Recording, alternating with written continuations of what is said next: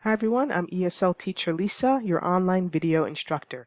Today we're going to talk about the 5 best ways to improve your English speaking skills. So today I have a bit of a cold, so forgive me if I sound a little congested. Don't worry, I'll live, but let's get into it. Number 1, practice regularly. I can't emphasize this enough. You don't have to practice 1 hour every day. Even just a few minutes, but it should be consistent. Consistent practice is key. Engage in daily conversations, even if it's just talking to yourself or repeating sentences from movies, podcasts, or books. So if you hear an interesting sentence from a movie in English, write it down and repeat it. I think that's a great way to practice when you don't have a speaking partner. Which brings us to number 2. Join conversation groups. There are many communities that do have language exchange meetups or online forums where you can practice speaking English in a supportive environment. There are 2 online companies that I do like where you can practice group conversation or one-on-one if you prefer. The first one is LINGODA, and I will link it in the description of this video, and also CAMBLY. On both platforms, you have the option for one-on-one and group. Usually, if you go the route of group, it's often cheaper because it's a shared cost, and maybe it will help if you're very nervous at first to be in a group because the intention and focus is not just on you. If you already have a tutor or there's another company you like, fine. These aren't the 2 only ones out there. But there are 2 that I've worked with, and I can say I like them because they connect you with native speakers. So that's number 2, join a conversation group. Number 3, expand your vocabulary. Well, how do you do this? Of course, you learn new words and phrases and try to do that daily, even if it's 1 word a day or 1 phrase a day. You can use flashcards. You can use language learning apps, or you can just read literature like magazine, online articles to expose yourself to diverse vocabulary. So there are a few apps out there. There's LINGQ, that's one. PIMSLEUR is another one. There's plenty of apps out there. Whichever ones you want to use, it's fine. Some you can use for free or with a free trial. Others are paid. Whatever works for you. There's no one specific app that's going to be magic that will help you, or one specific language learning company that's magic that will help you. Really, things depend on your budget, how much time you have, and how you prefer to learn. But I will link a few in the description. Let me go back to reading. Reading is important. You should be reading out loud. A lot of students fail to do this. Let me repeat. You should not be reading quietly. You should be reading out loud. Why? Because this is a great way that allows you to find sounds and words that are still giving you trouble. When you read quietly, you're not pronouncing anything, so you don't know if your mouth is going to have trouble saying the word. So you should be reading out loud. Find something interesting to read and just read by saying the words out loud. Number 4, active listening. Listening actively. So pay attention to English speakers in various contexts. So when you listen to podcasts or TV shows, movies, or TED Talks, what you want to do is mimic or copy their pronunciation, intonation, and use of idiomatic expressions. So remember, active listening gets you engaged. If you are just looking at a TV program, not saying anything, doing anything, just simply listening to the TV program, that's not active listening. But if you're listening to write down words that are interesting, sentences, phrases, okay, then you're more engaged. So you're not just going to learn a language by simply sitting in front of the TV and watching a show.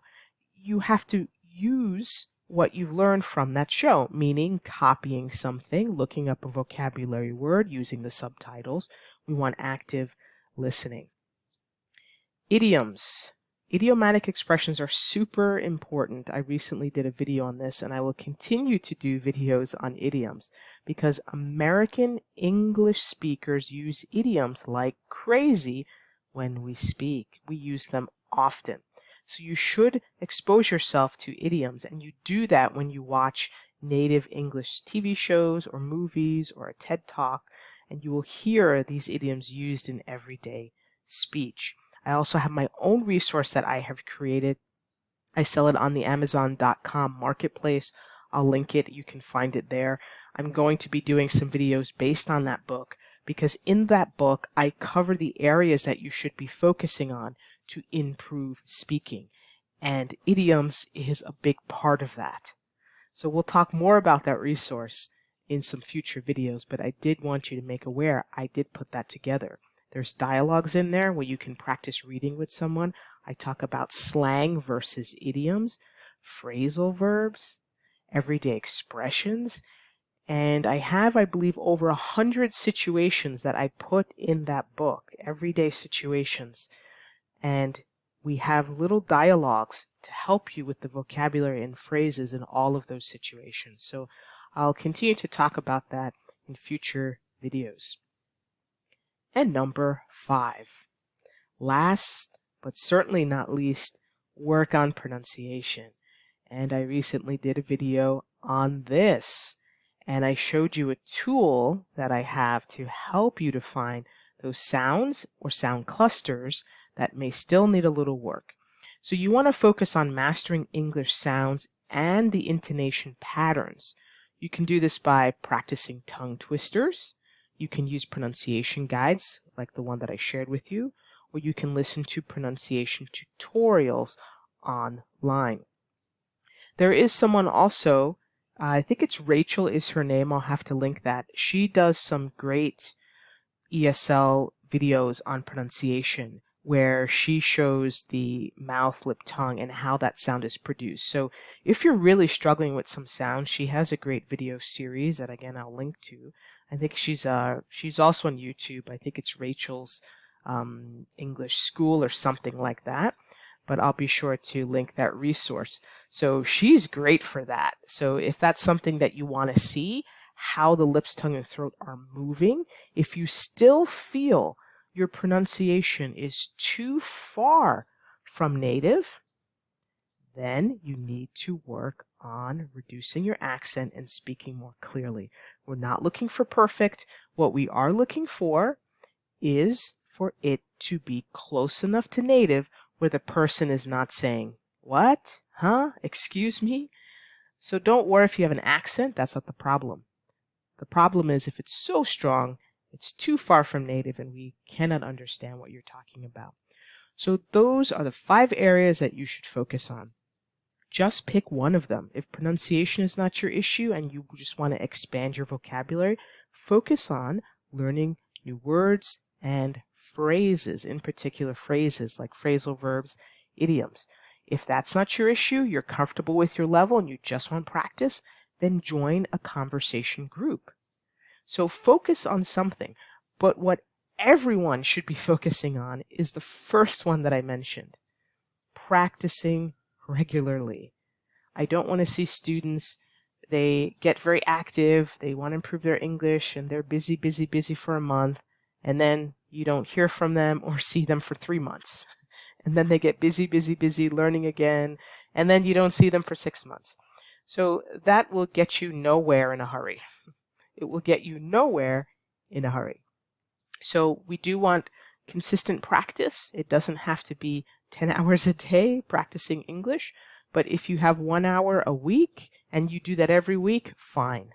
Nobody can tell you how much time to spend on your language learning, but obviously the more time you put in, the faster you'll see your progress. But consistency is the key. Any questions, you can leave it in the comments, and I will see you in the next video. Thank you for watching until the end.